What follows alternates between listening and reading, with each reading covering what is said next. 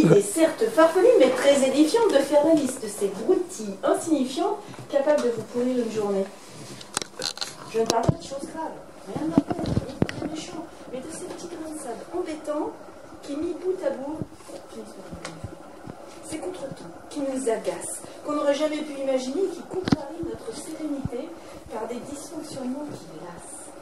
Aujourd'hui, je pars en guerre contre tout ce qui fâche, tout ce qui nous empêche de faire, car enfin, il faut que chacun sache que rien ne nous oblige à subir cet enfer.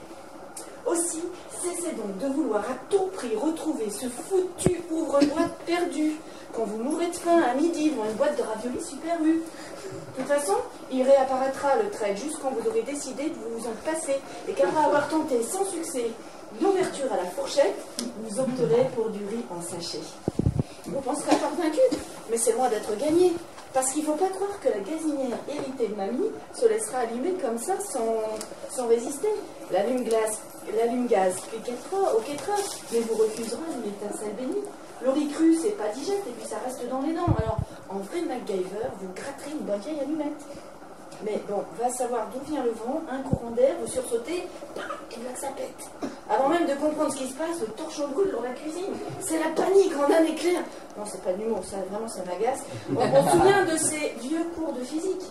Le feu, on ne souffle pas dessus, on l'étouffe. On aurait pu jeter le torchon sous le robinet, mais non, sans plus réfléchir, on se dit sa pantoufle. Et on éteint l'incendie en tapant comme une forcenée. Je vous explique pas l'état de la cuisine maintenant. Après cette lutte sans merci, il va falloir jouer du balai-brosse et du détergent pour faire disparaître les taches de suie. Vous avez la dalle, à en devenir cruel. Vous êtes un bêton. Pas une petite chose fragile. Alors, courageusement, vous sortez l'eau de javel, dont une goutte, fatalement, se glisse sous vos cils.